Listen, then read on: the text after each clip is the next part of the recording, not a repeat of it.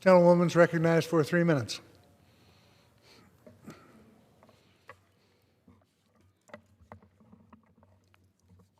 I thank the ranking member for yielding.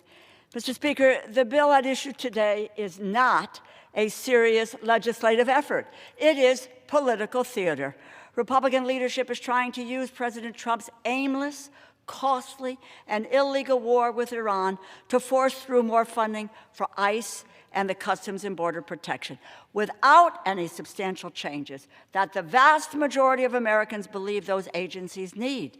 It is a cynical effort, and it is one that will fail.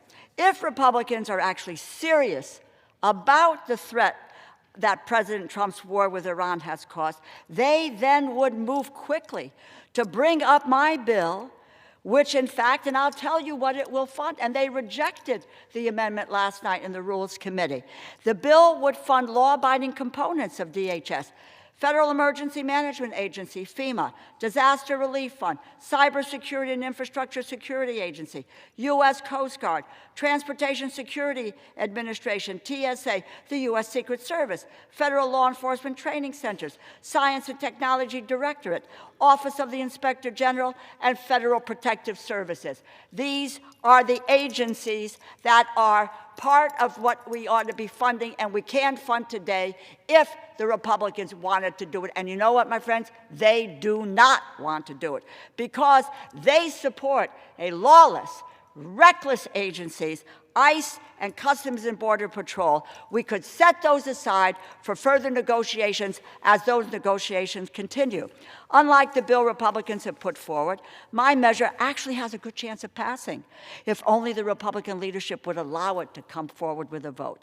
If we defeat that previous question, I will offer an amendment to the rule to bring up my bill, H.R. 7481, so that members can vote to fund the law-abiding agencies within the Department of Homeland Security. There's broad agreement on the funding of these agencies. No controversy over any of them. There is significant controversy over ICE and Customs and Border Protection because they have beaten, detained, harassed, and even killed law-abiding U.S. citizens with zero accountability. I ask my colleagues across the aisle, why not allow funding for the parts of Homeland Security that we have no disagreements over?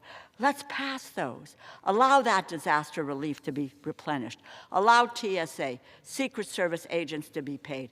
Allow the Coast Guard to support its service members. Let's ensure our cybersecurity measures are in place. We're going to negotiate reforms to ICE, Customs Border Protection. It's underway. What are those reforms? There's broad protection to support. Prohibit the detention or deportation of U.S. citizens. Prohibit operations at sensitive locations like schools and houses of worship. Thank you.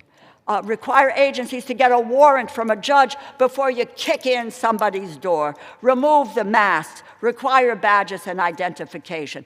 Allow independent investigations into wrongdoing.